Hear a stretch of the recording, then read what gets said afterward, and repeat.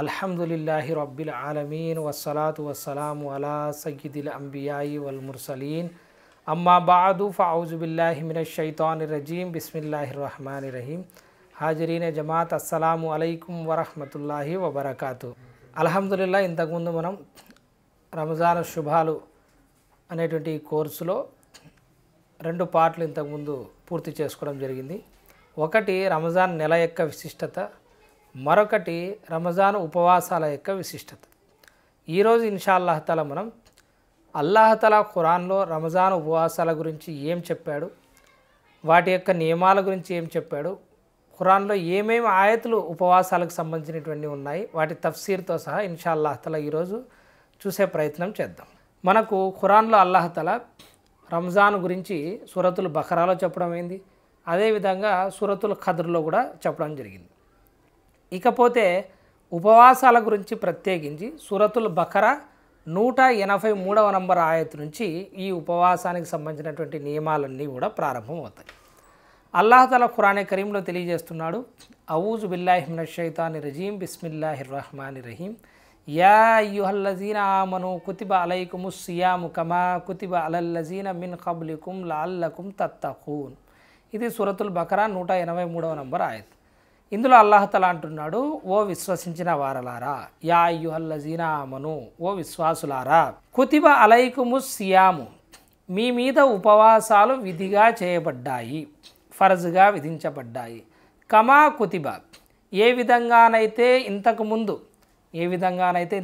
విధిగా నిర్ణయించబడ్డాయో, అలల్లజీన మిన్ ఖబ్లికుం, అంటే ఇంతకుముందు ఉన్నటువంటి వాళ్ళ మీద ఏ విధంగా అయితే ఫర్జ్గా నిర్ణయించబడ్డాయో మీ మీద కూడా ఉపవాసాలు విధిగా నిర్ణయించబడ్డాయి.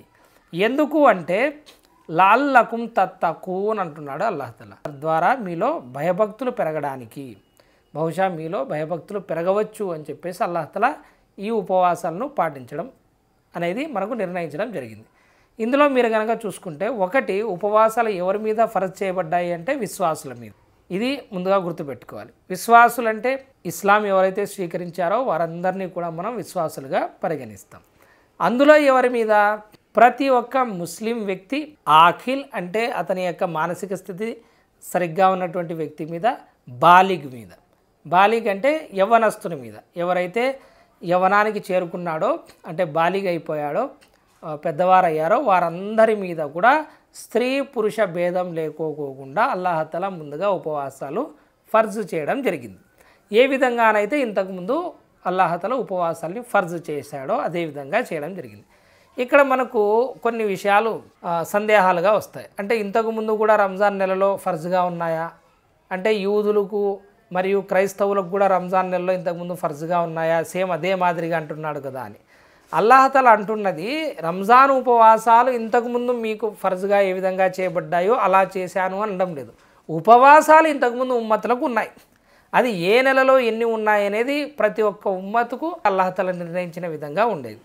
కొన్ని తఫ్సీర్లు మనం చూసుకున్నట్టయితే నూహ్ అలైహిస్సలాం గారి యొక్క ఉమ్మతు నుంచి దాదాపుగా ప్రతి ఉమ్మతుకు ప్రతి నెలలో కనీసం 3 ఉపవాసాలు నిర్ణయించడం అనేది ప్రతి ఉమ్మతులో ఉంది. ఇంకా ప్రత్యేకించిన మాసాల్లో అయితే కనుక కంపల్సరిగా ఉపవాసాలు అనేటివి ఉండడం జరుగుతుంది. జమానే జాహిలియత్లో కూడా సహాబాలు మరియు ప్రియప్రవక్త సల్లల్లాహు అలైహి వసల్లం గారు ప్రవక్త పదవిని ప్రకటించక మునుపు కూడా మనకు అనేక రివాయతులు దొరుకుతాయి. ఆషురా ఉపవాసం పాటించేవాళ్ళు, ప్రతి నెల 3 ఉపవాసాలు మనకు పాటించేవాళ్ళు. అంటే ఇంతకుముందు ఉమ్మతుల మాదిరే ఇక్కడ కూడా కంటిన్యూ అవుతూ వస్తుంది. ఇప్పుడు దాన్ని అల్లాహ్ తఆలా ఏం చేశాడంటే ఒక నెలకు స్పెషల్గా పరిమితం చేశాడు. ఇవి ఎప్పుడయ్యాయి ఫర్జ్ అంటే, ప్రియప్రవక్త సల్లల్లాహు అలైహి వసల్లం గారు మదీనాలోకి వచ్చిన తర్వాత దాదాపుగా 2వ హిజ్రీలో షాబాన్ నెలలో ఈ రంజాన్ ఉపవాసాలు ఫర్జ్ అయినట్టు మనకు తఫ్సీర్ల ద్వారా తెలుస్తుంది. అంటే బదర్ యుద్ధానికంటే ముందు. అంతకుముందు మరి ఏం పాటించేవాళ్ళు అంటే సేమ్ ఇదే మాదిరిగానే ప్రతి నెల 3 ఉపవాసాలు పాటించేవాళ్ళు మరియు ఆషురా ఉపవాసం పాటించేవాళ్ళు. ఈ విధంగా ఇంతకుముందు ఉమ్మతుల ప్రకారంగా మనకు కూడా రంజాన్ ఉపవాసాలు విధిగా నిర్ణయించడమైనది. ఎందుకు అంటే అల్లాహ్ తఆలా తెలియజేస్తున్నాడు, భయభక్తులు పెరగడానికి. ఒక యజమాని తన బానిసకు ఒక ఉద్దేశంతో ఒక పనిని అప్పగించినప్పుడు ఆ ఉద్దేశం కనుక నెరవేరకోకుండా ఆ పని పూర్తయితే ఆ అప్పగించినటువంటి పని అది నిరుపయోగం అయిపోతుంది. కాబట్టి ఈ ఉపవాసాలు పెట్టిండేదే మన యొక్క ప్రభువు ఎందుకు పెట్టినాడు అల్లాహ్ అంటే మనలో భయభక్తులు పెరగడానికి. ఇక్కడ భయభక్తులు పెరగకోకుండా కేవలం ఉపవాసాలని పాటిస్తున్నాం, కేవలం తిండి మానేస్తున్నాము అంటే అది అల్లాహ్ పెట్టినటువంటి ఏ ఉద్దేశంతో అయితే ఉపవాసాలని పెట్టినాడో ఆ ఉద్దేశాన్ని మనం నెరవేర్చలేకపోతున్నాం. ఈ విషయం గుర్తుపెట్టుకోవాలి. దీని తర్వాత అల్లాహ్ అంటున్నాడు అయ్యామం మాదూదాత్, సూరతుల్ బకరా 185వ నంబర్ ఆయత్. ఇప్పుడు గణించదగిన కొన్ని రోజులు మాత్రమే, అయితే 29 లేదా 30. దీని తర్వాత అల్లాహ్ అంటున్నాడు ఫమన్ కాన మిన్కుమ్ మరీదన్ ఔ అలా సఫరిన్, అయితే మీలో ఎవరైనా మరీజన్ అంటే వ్యాధిగ్రస్తులుగా ఉన్నా, ఔ అలా సఫరిన్ లేదా ప్రయాణంలో ఉన్నా, ఫైద్దతుం మిన్ అయ్యామిన్ ఉఖర్, వారు ఈ యొక్క లెక్కను ఎన్ని ఉపవాసాలైతే ప్రయాణంలో కానీ లేదా వ్యాధిగ్రస్తులుగా ఉండడం మూలాన తప్పిపోయాయో వాళ్ళు ఏం చేయాలా, ఫైద్దతుం మిన్ అయ్యామిన్ ఉఖర్, తర్వాతి రోజుల్లో ఈ యొక్క లెక్కను పూర్తి చేసుకోవాలి. తర్వాత రంజాన్ తర్వాత వాళ్ళు షవ్వాల్లో నుంచి మళ్ళీ షాబాన్ వరకు ఎప్పుడైనా వాళ్ళకు వీలున్నప్పుడు, వాళ్ళ ఆరోగ్యం కుదుట పడినప్పుడు, వాళ్ళకు బాగున్నప్పుడు వాళ్ళు ఈ యొక్క ఉపవాసాలని వాళ్ళు మళ్ళీ రిపీట్ చేసుకోవచ్చు. దీన్ని ఏమంటారంటే ఖజా ఉపవాసాలు అంటారు. రంజాన్లో వ్యాధి మూలంగా కానీ ప్రయాణం మూలంగా కానీ తప్పిపోయినటువంటి ఉపవాసాలని మళ్ళీ పాటించుకునే వెసులుబాటు కూడా అల్లాహ్ తఆలా కల్పించడం జరిగింది అల్హమ్దులిల్లాహ్. అయితే అల్లాహ్ తఆలా అంటున్నాడు ఇక్కడ వఅలల్లజీన యుతీఖూనహు ఫిదియతున్ తఆము మిస్కీన్. ఇక్కడ మీకు తర్జుమాలు చూసుకున్నట్టయితే ఎట్లా చేసింటారంటే స్తోమత ఉన్నవారు పరిహారంగా ఒక నిరుపేదకు అన్నం పెట్టాలి అని. స్తోమత ఉన్నవారు పరిహారంగా ఒక నిరుపేదకు అన్నం పెట్టాలి అని. మీరు ఆలా హజరత్ తర్జుమా లేదా తారిల్ ఖాద్రి సాబ్ గారికి తర్జుమా చూసుకుంటే వాళ్ళు ఏమని తర్జుమా చేసింటారంటే ఎవరికైతే శక్తి లేదో, ఈ ఉపవాసాలు పాటించడానికి శక్తి లేదో వారు పరిహారంగా అన్నం పెట్టాలి అని ఉంటుంది. కొంతమంది తర్జుమాలు మీరు కనుక చూసుకున్నట్టయితే ఎవరికైతే శక్తి ఉందో వారు ఫిదియా ఇవ్వాలి అని ఉంటుంది. అంటే దాని అర్థం ఎట్లా తీసుకుంటారంటే డబ్బులు ఇచ్చే శక్తి ఉన్న వాళ్ళు ఉపవాసం పెట్టకపోయినా పర్వాలేదు భయ్, మేము డబ్బులు ఇచ్చేసి ఉపవాసం పాటించుకోకుండా ఉంటాము, ఇది కూడా ఆప్షన్ ఉంది కదా అనుకుంటారు. కానీ అది సరైంది కాదు. ఎందుకంటే మీరు తెలుసుకోగలిగితే ఉపవాసానికి ఫర్జ్ అయ్యే క్రమంలో 3 స్టేజెస్ ఉన్నాయి. మనకు ఉపవాసం ఫర్జ్ అయ్యే క్రమంలో 3 స్టేజెస్ ఉన్నాయి. అందులో ఫస్ట్ స్టేజ్ ఈ ఆయత్ అవతరించక ముందు. అది ఏం స్టేజ్, ఒక నెల మొత్తం ఉపవాసాలు లేవు, ప్రతి నెల 3 ఉపవాసాలు ఉండేవాళ్ళు, కావాల్సిన వాళ్ళు ఉండేవాళ్ళు, కొంతమంది అదే పనిగా ఉండేవాళ్ళు, ఆషురా ఉపవాసం తప్పకుండా పాటించేవాళ్ళు. ఇది ఫస్ట్ స్టేజ్. మదీనాకు వచ్చిన తర్వాత ఏమైంది అంటే అల్లాహ్ తఆలా ఈ ఆయత్ను అవతరింపజేశాడు. అయితే ఇప్పుడు ఏం ఆప్షన్ ఇచ్చారంటే అల్లాహ్ తఆలా ఒకవేళ, ఎందుకంటే అప్పుడు యుద్ధాలు ఎక్కువగా ఉన్నాయి, కష్టకాలంలో ఉన్నారు కాబట్టి ఎవరైనా సరే ఉపవాసాలు పాటించుకోకుండా, అంటే ప్రయాణంలో లేకపోయినా వ్యాధిగ్రస్తునిగా లేకపోయినా ఉపవాసం పాటించుకోకుండా ఫిదియా ఇచ్చినా కూడా సరిపోయే వెసులుబాటు ఇందులో ఉన్నది ముందు ఫస్ట్లో. ఇది రెండవ స్టేజ్. ఉపవాసాలు ఫర్జ్గా చేయబడ్డాయి, అయితే రుక్సత్ కూడా ఇచ్చినాడు అల్లాహ్ తఆలా. వ్యాధిగ్రస్తులుగా ఉన్నా ప్రయాణంలో ఉన్నా పాటించాల్సిన అవసరం లేదు, మళ్ళీ పాటించుకోండి. ఒకవేళ మీకు డబ్బులు ఇచ్చే స్తోమత ఉంటే అన్నం తినిపించండి పేదవాళ్ళకు అని చెప్పేసి. అయితే దీని తర్వాత అల్లాహ్ తఆలా ఏమంటున్నాడంటే కానీ ఎవరైనా స్వచ్ఛందంగా ఇంకా ఎక్కువ పుణ్యం చేస్తే, అంటే ఒకరికంటే ఎక్కువ మందికి తినిపిస్తే అది వారి కోసమే మేలు. ఇక్కడ అల్లాహ్ తఆలా ఏమంటాడంటే ఇదంతా చెప్పిన తర్వాత వయిన్ తసూము ఖైరుల్లకుమ్ ఇన్ కుంతుమ్ తాలమూన్, అయితే మీకోసం ఉపవాసం ఉండడమే శ్రేయస్కరం అని డిక్లేర్ చేస్తాడు.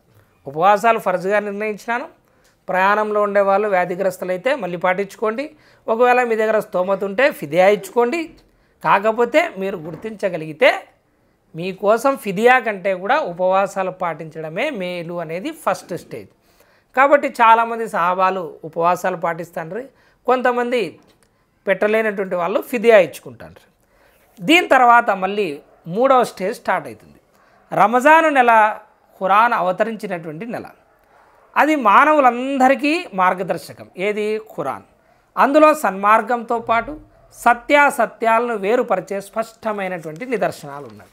ఈ నెల గొప్పతనం చెప్పిన తర్వాత అల్లాహ్ తఆలా తెలియజేస్తున్నాడు ఫమన్ షహిద మిన్కుము షహర్, మీలో ఎవరైతే ఈ నెలను పొందుతారో, ఇంతకుముందు కేవలం ఏమన్నాడు, ఉపవాసాలు విధిగా నిర్ణయించబడ్డాయన్నాడు.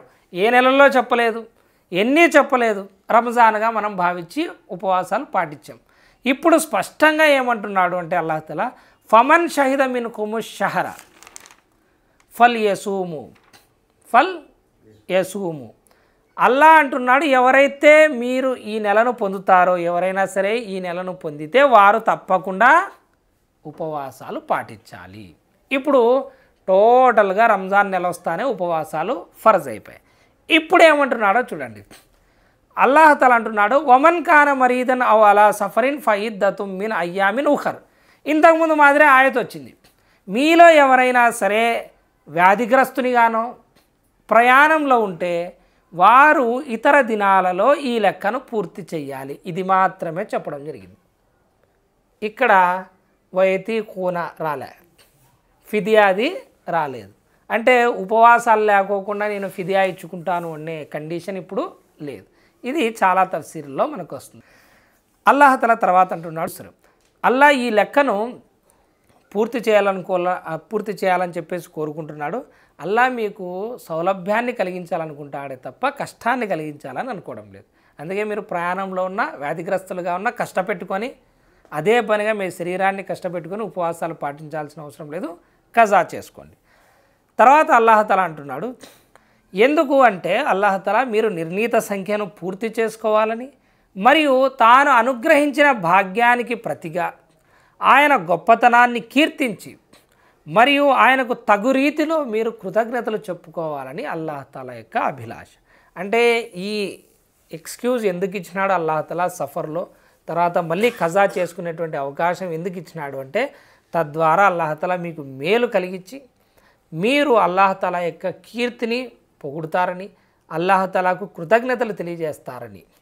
ఇంకొక అర్థం ఏమొస్తుందంటే ఈ ఉపవాసాలు పెట్టిండేది ఎందుకు అంటే అల్లాహ్ తఆలా మీకు సన్మార్గం ఇవ్వాలని, మీకు తక్వా ఇవ్వాలని, మీకు పుణ్యం ఇవ్వాలని. కాబట్టి దీనికి బదులుగా మీరేం చేయాలి, ఆయనకు తగు రీతిలో అల్లాహ్ తఆలా యొక్క హమ్దు చేయాలా, అల్లాహ్ తఆలా యొక్క తక్బీర్ చేయాలా, అల్లాహ్ తఆలా యొక్క తష్కూర్ చేయాలా, కృతజ్ఞతలు తెలియజేసుకోవాలా. అంతే తప్ప ఉపవాసాన్ని భారంగా పరిగణించకూడదు. రంజాన్ వచ్చింది, ఉపవాసాలు స్టార్ట్ అయ్యాయి, పాటించాలి అంటే అది కుఫ్రు వరకు పోతుంది. బేజార్తో మళ్ళీ వచ్చాయి, మళ్ళీ తప్పదు మనకిది అని అనుకున్నా, లేదా విసుగుతో ఉపవాసాలు పాటించినా కూడా అది ఆ ఉపవాసాలు నెరవేరవు. ఇట్లాంటివి 185వ నంబర్ ఆయత్. దీని తర్వాత అల్లాహ్ తఆలా వెంటనే ఏమని చెప్తున్నాడంటే, ఓ ప్రవక్త, నా దాసులు నన్ను గురించి అడిగితే నేను వారికి అత్యంత సమీపంలోనే ఉన్నానని, పిలిచేవాడు నన్ను ఎప్పుడు పిలిచినా నేను అతని పిలుపును ఆలకించి ఆమోదిస్తానని చెప్పు. ఉపవాసాలది అయిపోతానే అల్లాహ్ తఆలా ఏమంటున్నాడు, నెక్స్ట్ మళ్ళీ ఉపవాస నియమాలు వస్తాయి. కానీ ఈ మధ్యలో ఒక ఆయత స్పెషల్గా ఏమొస్తుందంటే అల్లాహ్ తఆలా ఎక్కడున్నాడని, మన మాట వింటున్నాడా లేదా, మనం చేసే దువా ఆలకిస్తున్నాడా లేదా, ఇవి అనుమానాలు ఏం మీరు పెట్టుకోవద్దండి. ఓ ప్రవక్త, నువ్వు వారికి చెప్పే, నా దాసులు నన్ను గురించి అడిగితే నేను వారికి అత్యంత సమీపంలోనే ఉన్నానని. ఎంత సమీపంలో?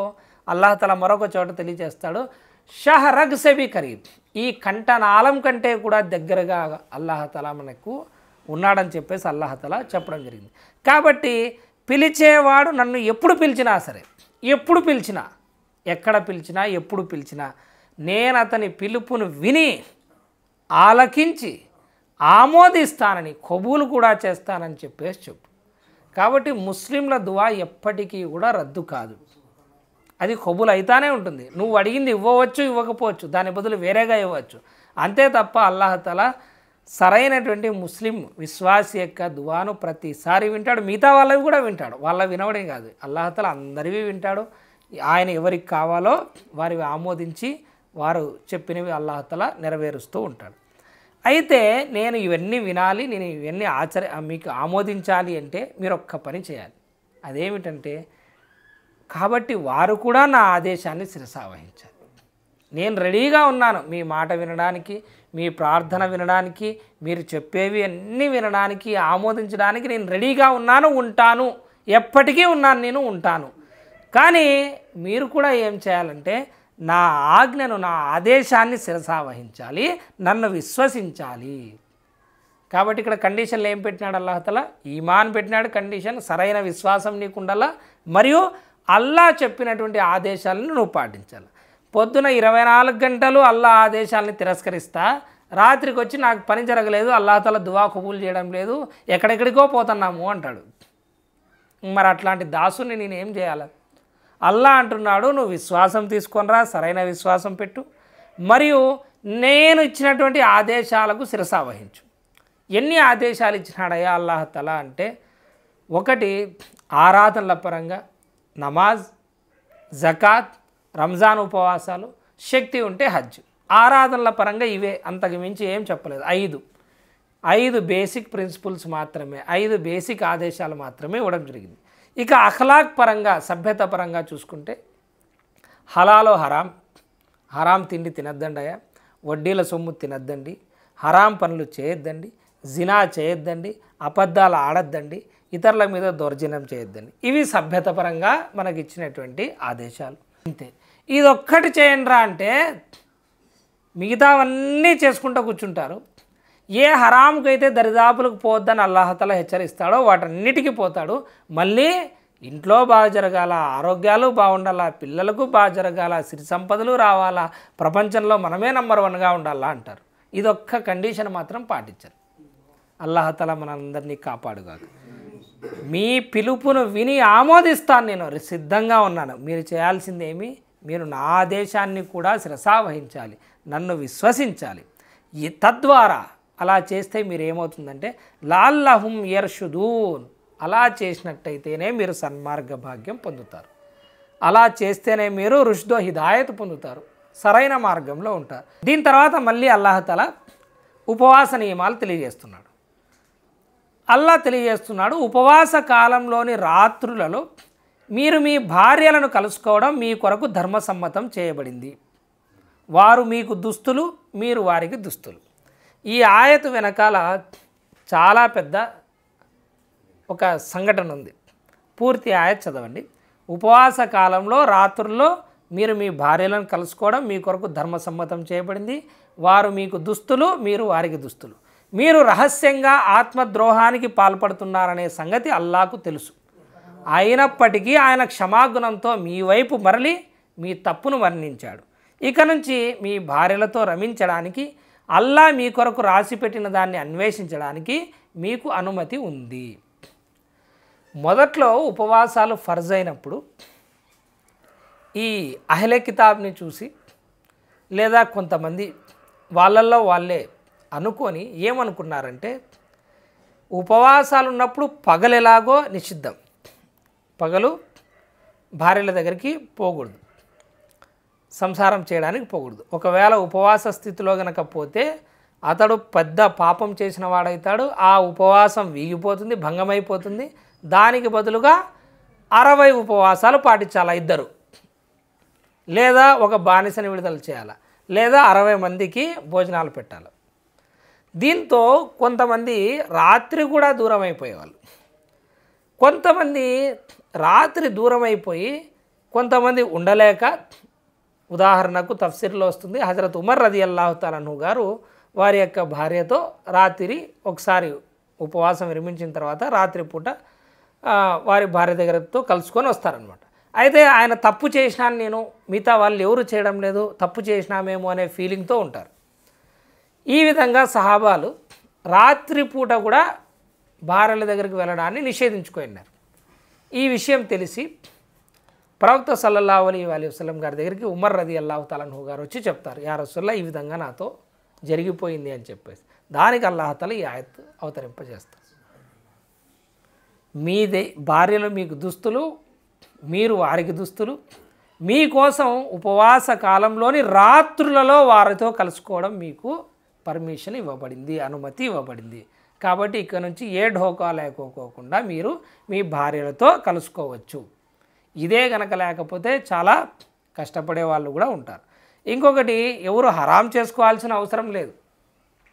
ఉపవాస కాలంలోని రాత్రుల్లో ఎవరైనా సరే సంసారం చేయదలిస్తే ఇది పవిత్రమైన నెల, దగ్గరకు రాకూడదు, ముట్టుకోకూడదు, ఇట్లాంటి చెప్పేటువంటి కొంతమంది అతి పరిశుద్ధకులు కూడా మన దగ్గర ఉంటారు, అతి జాగ్రత్త వహించే వాళ్ళు కూడా. ఇట్లాంటివన్నీ ఏం లేవు. కాకపోతే మీరు దాని మూలంగా ఉపవాసాలు ఎగరగొట్టుకోకూడదు. పగలైతే అస్సలు లేదు, రాత్రి ఇఫ్తార్ తర్వాత మీ నమాజుల తర్వాత కావాలంటే మీకు అనుమతి ఉంది. ఇది నేనిచ్చే అనుమతి ఏం కాదు, అల్లా స్వయంగా ఖురాన్లో ఇంత పెద్ద ఆయత్ అవతరింపజేసి ఇంత విడిగా ఒక్కొక్క విషయాన్ని చెప్పడం జరిగింది. దీని తర్వాత అల్లాహ్ తఆలా అంటున్నాడు, అదేవిధంగా మీకోసం తొలి జాములోని తెలుపు నడిరేయి నల్లని చారలో నుండి ప్రస్ఫుటమయ్యే వరకు తినండి తాగండి.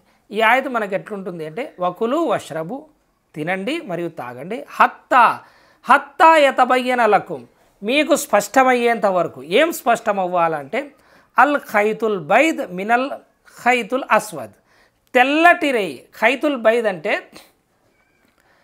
తెల్లటి చార, తెల్లటి దారం అనుకోవచ్చు, లేదా తెల్లటి చార. మినల్ ఖైతుల్ అస్వద్, అస్వద్ అంటే నల్లని చార. నల్లని చార నుంచి తెల్లని చార బయటపడేంత వరకు మీరు తినండి తాగండి అని. అంటే సెహరీ ఆ టైం వరకు కూడా మీరు చేసుకోవచ్చు. ఈ ఆయత ఎందుకు అవతరించింది అంటే దీనికి కూడా ఒక కారణం ఉంది. మామూలుగా యూదులు వీళ్ళు సెహరీ చేయరు, సెహరీ లేదు వాళ్ళకు. యూదులకు మన ఉపవాసానికి తేడా ఏమిటి అంటే సెహరీ చేయడం. అందుకే ప్రవక్త సల్లల్లాహు అలైహి వసల్లం గారు సెహరీ మీద చాలా స్ట్రెస్ చేసినారు. కనీసం ఒక ఖర్జూరమైనా మీరు తినండి, అది దొరక్కపోతే కనీసం ఒక గుటక నీళ్ళైనా సరే మీరు తాగి సెహరీని పూర్తి చేయండి అని ప్రవక్త సల్లల్లాహు అలైహి వసల్లం గారు చెప్పడం జరిగింది. ఏమైంది అంటే ఉపవాసం స్టార్టింగ్లో ఫర్జ్ అయినప్పుడు సహాబాలు వాళ్ళని చూసి కొంతమంది ఏం భావించేవాళ్ళంటే వాళ్ళు ఈ విధంగా భావించుకునేవారు. ఏమని? ఒకటి ఎలాగో సంభోగం కూడా నిషిద్ధమని భావించుకునే వాళ్ళు. రెండు, ఒకవేళ ఇషా నమాజ్ తర్వాత నిద్రపోకపోకుండా ఉంటే ఎంతైనా తినచ్చు. వన్స్ నిద్రపోయినామా, నిద్రపోయి లేస్తే ఇక తినేది లేదు, సంభోగం లేదు. ఈ విధంగా వాళ్ళు భావించుకున్నారు. అంటే రాత్రి మేలుకొని ఉన్నప్పుడు నువ్వు ఎంతైనా తినచ్చని, వన్స్ నువ్వు పడుకొని లేచినావా ఇంకా నువ్వు తినకూడదు అని. ఇందులో ఒక అన్సారీ సహాబీ, ఆయన పొలం పనులు చేసుకునే ఆయన. పొలం పనులు చేసుకున్నప్పుడు ఆయన పొద్దున్నే పోయినాడు, ఉపవాసం ఉన్నాడు, రాత్రి వచ్చినాడు, ఇషా నమాజ్ తర్వాత పూర్తిగా అలసిపోయినాడు. ఇక కునుకు పట్టేసింది, తినలేదు, అలసిపోయి తినలేదు.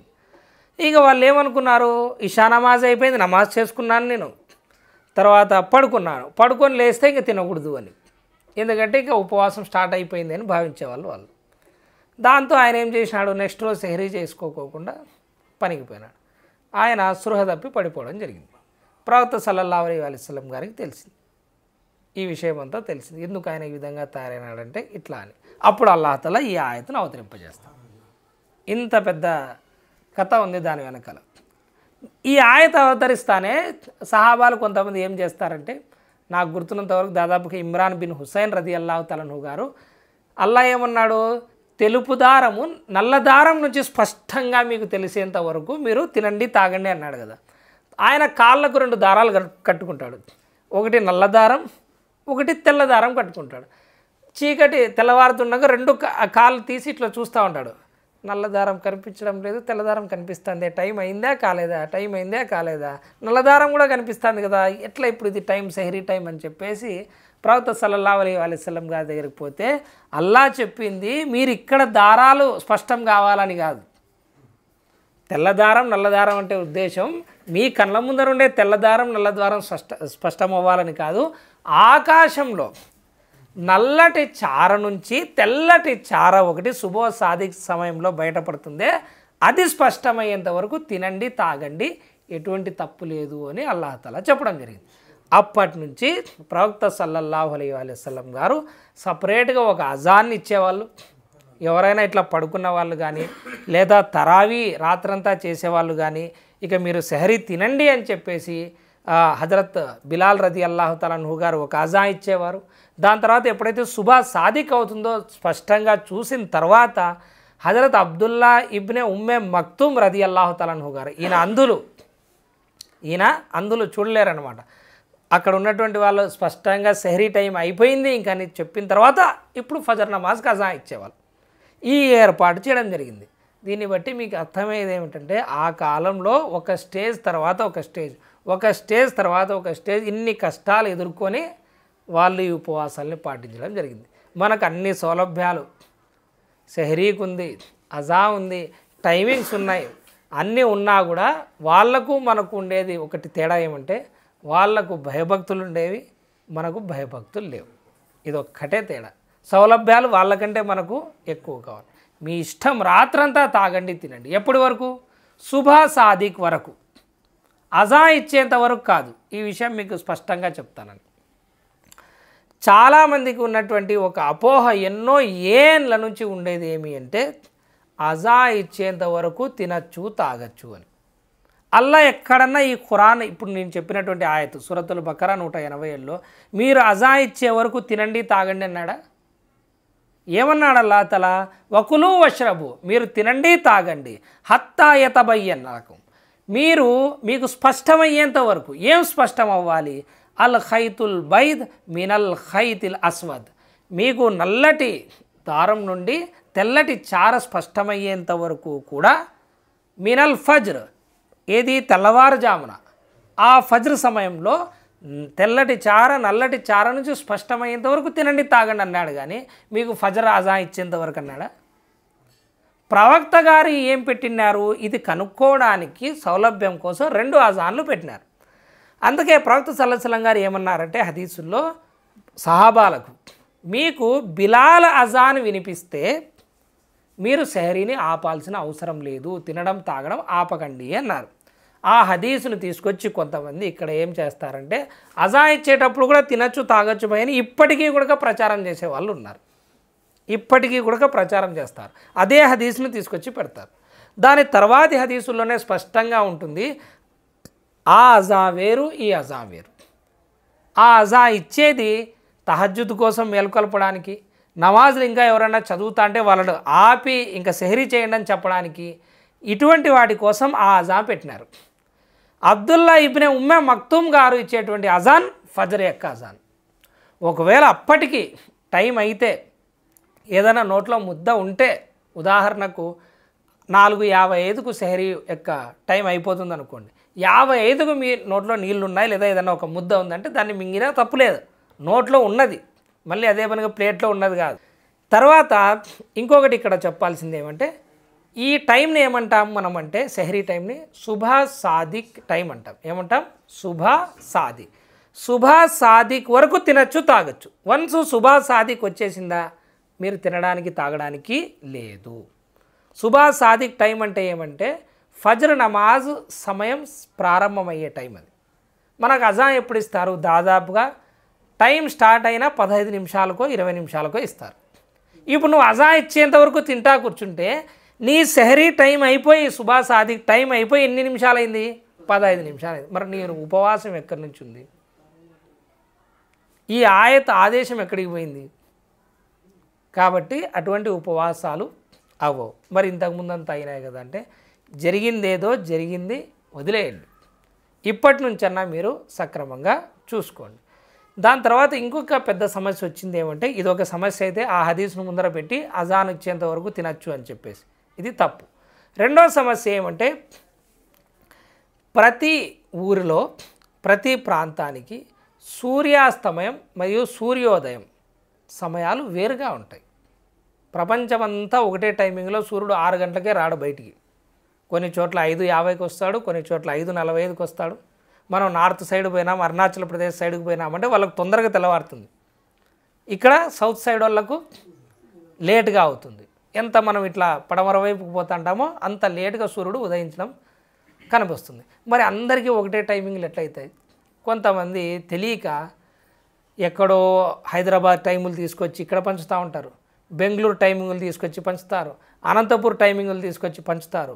భయ్ ఏ ఊరి టైమింగులు, ఏ ప్రాంతం టైమింగులు ఆ ప్రాంతానికే ఉంటాయి. ఇది తెలుసుకోకోకుండా కార్డులు మనం పనిచేసి ఇళ్లల్లో వాటిని పనిచేస్తాము. అవి తెలియకోకుండా స్త్రీలు ఏం చేస్తారు? కార్డులో ఉన్న టైంలో అన్నా తింటారు, లేదా అజా ఇచ్చేంత వరకన్నా ఉంటారు. అల్లా దేవాలి ఇప్పుడు సైరన్లు వచ్చినాయి కాబట్టి కొంచెం పర్వాలేదు. కానీ పల్లెల్లో ఆ ఫెసిలిటీ ఇంకా రావడంలే, వాళ్ళకు కూడా టైమింగ్లో సరిగా తెలియదు, అట్లా సరిపోవు, కొన్ని నిమిషాల్లో తేడా వస్తాయి. మీరు ఏం చేయాలా మరి టైమింగ్ తెలుసుకోవడానికంటే, ఒకటి బాగా తెలిసినటువంటి వ్యక్తి, నమ్మకంగా ఉన్న జ్ఞానం ఉన్నటువంటి వ్యక్తి ఇచ్చేటువంటి టైమింగ్లన్నా తీసుకొని మీరు చూసుకోండి. లేదంటే మీకు నేను సింపుల్ చిట్కా చెప్తాను.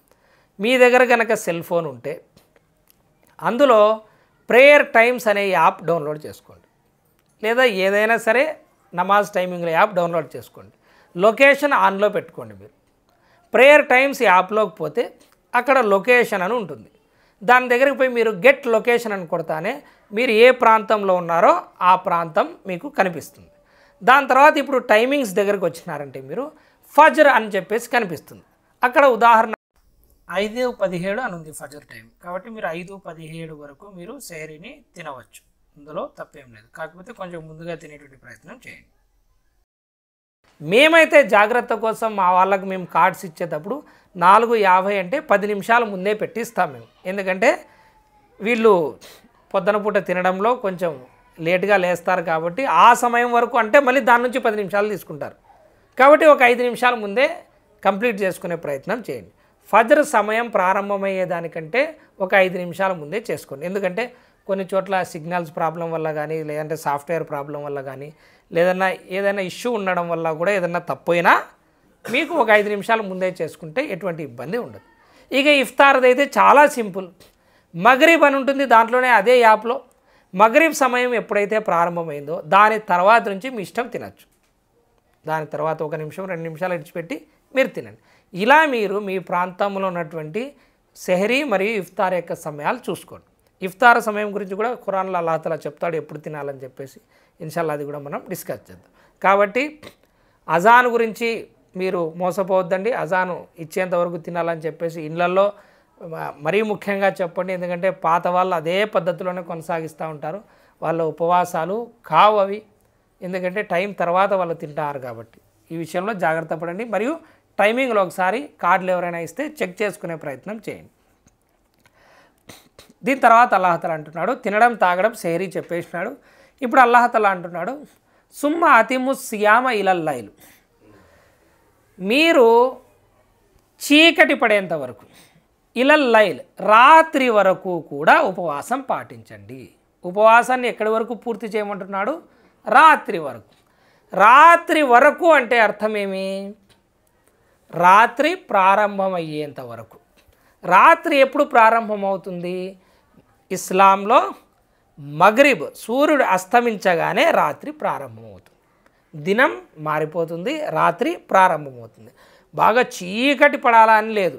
ఇది కూడా మనకు చాలామందికి మనం టైమింగ్లు ఇచ్చినామంటే ఇంకా లైటింగ్ ఉందే ఇక్కడ, ఇంకా చీకటి పడలేదే అని చెప్పేసి అనుమానాలు వ్యక్తం చేస్తూ ఉంటారు.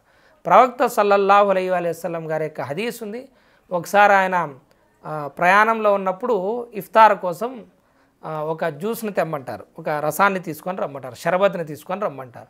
బిలాల్ రదియల్లాహు తఆలా అన్హు గారు యా రసూలుల్లాహ్ సల్లల్లాహు అలైహి వసల్లం, మరొక ఉల్లేఖనంలో హజరత్ ఉమర్ గారు అని కూడా వస్తుంది, యా రసూలుల్లాహ్ సల్లల్లాహు అలైహి వసల్లం ఇంకా వెలుగుంది ఇటుపక్క అని చెప్పేసి అంటారు. ఇంకా వెలుగుంది అని చెప్పేసి అంటారు, పడమర వైపు ఇంకా వెలుగుంది అంటారు. దానికి ప్రవక్త సల్లల్లాహు అలైహి వసల్లం గారు అంటారు, సూర్యుడు అస్తమించిన తర్వాత, సూర్యుడు మనకు అస్తమించేసినాడు, ఇక వెలుగు పనిలే, తూర్పు వైపున చీకటి కమ్ముకుంటా వస్తే చాలు. ఎటువైపు? తూర్పు వైపు. మనం ఎక్కడ చూస్తామంటే పడమర వైపు వెలుగు చూస్తాం. పడమర వైపు వెలుగు ఉంటుంది. సూర్యుడు దగ్గరగా ఉన్నప్పుడు ఇంకా నీకు ఇటుపక్కంతా పడమర వైపు అంతా నీకు వెలుగుగానే కనిపిస్తుంది. నువ్వు ఎటుపక్క చూడాలా? తూర్పు వైపు చూసినావంటే చీకటి అలుముకుంటా వస్తుందా లేదా అది చూసుకోవాలా. నువ్వు పడమర వైపు వెలుగు కాదు చూడాల్సింది. ఇంకొకటి ఏమి? సూర్యుడు అస్తమించేసినాడా? సూర్యుడు మనకు కనిపించకోకుండా అస్తమించేసినాడా? పూర్తిగా గురువు అయిపోయిందా?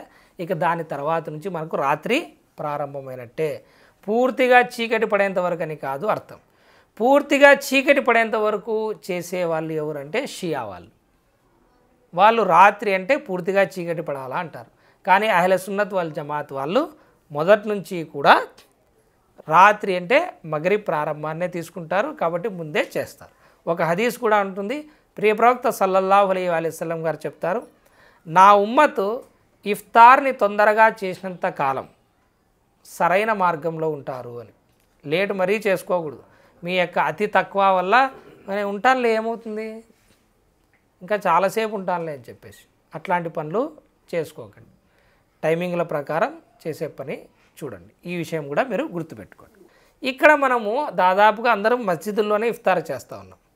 కానీ ఈ తరావీకి లేట్ అవుతుందనో, లేదంటే ఇషా జమాత్కు లేట్ అవుతుందనో, మళ్ళీ వీళ్ళు ఇంటికి పోయి రావాలనో, ఏదైనా కారణం కానివ్వండి, చాలా తక్కువ సమయం ఇస్తారు. 2 నిమిషాలు 3 నిమిషాలు మాత్రమే తినే సమయం ఇస్తారు. దాంతో ఏమవుతుంది అంటే, ఒక పక్క అజాయిస్తూ ఉంటారు, ఒక పక్క హరీబరి సరిగా తినరు, ఉండేదంతా పారేసి దాంట్లో చెత్త కుప్పల్లో నమాజ్కి టైం అవుతుందని చెప్పేసి పరిగెత్తూ ఉంటారు. తర్వాత వజూల దగ్గర క్యూ కడతా ఉంటారు. కొంచెం నా విన్నపం ఏమిటంటే, కొంచెం ఒక 5 నిమిషాలన్న కనీసం సమయం ఇచ్చి కొంచెం తినేటువంటి అవకాశం కల్పిస్తే ఇది కూడా మనకు సహాబాల సున్నత్ కిందే వస్తుంది. ఇక ఇళ్ళల్లో వాళ్ళు ఎవరైతే స్త్రీలు తింటూ ఉంటారో, లేదంటే పురుషులు ఇళ్ళల్లో ఎవరైతే ఇఫ్తార్ చేసుకుంటూ ఉంటారో, వాళ్ళు అజాన్ గురించి ఆలోచించాల్సిన అవసరం లేదు. మీరు నిరభ్యంతరంగా మీరు తిని సమయం లోపల మీరు స్త్రీలైతే ఇళ్ళల్లో నమాజ్ చేసుకోండి. అజాన్ ఇస్తారని చెప్పేసి హరీబరీగా కొంచెం తినేసి మళ్ళీ నమాజ్ చేసుకొని మళ్ళీ తిని ఇట్లాంటివి ఏం చేసుకోవాల్సిన అవసరం లేదు. మీకు ఎట్లా వీలుంటే అట్లా మీరు చేసుకోవచ్చు. ఈ విషయం కూడా గుర్తుపెట్టుకోండి. దీని తర్వాత అల్లాహ్ తఆలా తెలియజేస్తున్నాడు, మీరు మస్జిద్లలో ఏతికాఫ్ పాటించే కాలంలో మాత్రం మీ భార్యలతో సమాగమం జరపకండి. రంజాన్లో మనకు మరొకటి ఉండేదేమి, ఏతికాఫ్ పాటించడం.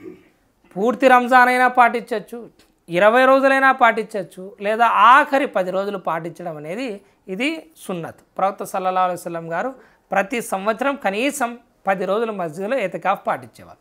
ఏతికాఫ్ స్త్రీలు కూడా పాటించవచ్చు, కానీ ఇప్పుడు స్త్రీలకు మస్జిద్లలో ఏతికాఫ్ పాటించే అవకాశం లేదు. కాబట్టి వాళ్ళు ఇళ్లలోనే పాటించుకుంటారు. పురుషులు మస్జిద్లలో ఏతికాఫ్ పాటించుకోవాలి. అప్పట్లో స్త్రీలు పురుషులు కూడా పాటించేవాళ్ళు కాబట్టి మస్జిద్లో అల్లాహ్ తఆలా స్పష్టంగా తెలియజేస్తున్నాడు, మీరు మస్జిద్లో ఏతికాఫ్ పాటించే కాలంలో మీ భార్యలతో సమాగమం జరపకండి. తర్వాత ఏతికాఫ్ పాటించే కాలంలో మస్జిద్లో ఉన్నప్పుడు మీరు బయటికి పోకూడదు. స్త్రీల కోసం అస్సలు పోకూడదు. భార్య దగ్గరికి పోయేస్తాను నేనని చెప్పేసి ఈ విధంగా వాళ్ళతో సమాగమం జరపడానికి అస్సలు వెళ్ళకూడదు. ఈ విషయం కూడా గుర్తుపెట్టుకోవాలి. అల్లా అంటున్నాడు, తిల్క హుదూదుల్లా, ఇవి అల్లా నిర్ణయించిన హద్దులు, ఇవి అల్లా నిర్ణయించినటువంటి బౌండరీస్. ఫలా తక్రబూహా, మీరు వీటి దరిదాపులకు కూడా పోవద్దండి. వీటిని దాటుకోవడం కదా పక్కన పెట్టండి, వీటి దరిదాపులకు కూడా పోవద్దండి. ప్రవక్త సల్లల్లాహు అలైహి వసల్లం గారు అంటారు, ప్రతి రాజుకు కూడా అతని కోట ఉంటుంది, దాని బయట పచ్చిక బయలు ఉంటుంది అతన్ని తిరగడానికి. దానికి ఒక బౌండరీ గీసుకొని పెట్టుకుంటాడు. అతను ఒక కోటను నిర్మించుకుంటే బయట పచ్చిక బయలు వేసుకొని ఒక బౌండరీ పెట్టుకుంటాడు, హద్దుల్ని పెట్టుకుంటాడు. అందరికీ చెప్తాడు, ఈ పచ్చిక దగ్గరకు కూడా రాకూడదు, ఈ బౌండరీ దగ్గరకు కూడా రాకూడదు అని చెప్పేసి. ఎందుకంటే ఆ పచ్చిక దగ్గరికి బయటైనా మేయడానికి ఏదైనా మేక వచ్చింది అనుకోండి, అప్పుడు ఏం చేస్తుంది, అది లోపల ఇంకా ఎక్కువ ఉంది కదా అని చెప్పేసి దాన్ని దాటుకొని పోయే ప్రయత్నం చేస్తుంది. అంతే కదా. కాంపౌండ్ బయట కూడా మేసే పర్మిషన్ ఇచ్చినామంటే, దగ్గరకు వచ్చే పర్మిషన్ ఇచ్చినామంటే ఆ మేక ఏం చేస్తుంది, కాంపౌండ్ లోపల ఉండే పచ్చికని మేస్తాం ఇంకా బాగుంది అని చెప్పేసి అక్కడికి పోతుంది అనమాట. అల్లా ఏమంటున్నాడు, ఇట్లా దగ్గరకు కూడా రావద్దండి, మీరు ఇంతవరకు రావచ్చులే భయ్, దగ్గరికి రావడం స్టార్ట్ చేసినారంటే మేక దుంకి రాజు పచ్చిక బయల్లోకి దుంకిపోయినట్టు మీరు హరాంలోకి దుంకిపోతారు. మీరు దగ్గరకు కూడా రావద్దండి అంటారు ప్రవక్త సల్లల్లాహు అలైహి వసల్లం. ఇంతవరకు చేయొచ్చులేప్ప, తప్పేం కాదు, కానీ ఇట్లాంటి డైలాగ్స్ వినిపిస్తూ ఉంటాయే వాళ్ళకి పోయి చెప్పాలి, దరిదాపులకు కూడా పోద్దురా అంటే దరిదాపులకు కూడా పోకూడదు అంతే. తర్వాత ఇంకొకటి ఏమిటంటే, అల్లాహ్ తఆలా తెలియజేస్తున్నాడు, కజాలిక యుబయ్యినుల్లాహు ఆయాతిహి లిన్నాసి లఅల్లహుం యత్తఖూన్. అల్లాహ్ తఆలా ప్రజలు అప్రమత్తంగా ఉండాలని తెలుసుకునేందుకు గాను అల్లాహ్ తన ఆయతుల్ని ఈ విధంగా విడమర్చి చెప్తున్నాడు. ఖుల్లా విడమర్చి అన్నీ చెప్పాడు, ఏది సీక్రెట్గా ఉంచలేదు, అన్నీ చెప్పాడు. అయితే ఇక్కడ ఒక విషయం మీరు తెలుసుకోవాలి. ముందు నేను చెప్పాను కదా, ఉపవాసం పాటించలేని వాళ్ళు ఫిదియా ఇచ్చేవాళ్ళు అని చెప్పేసి.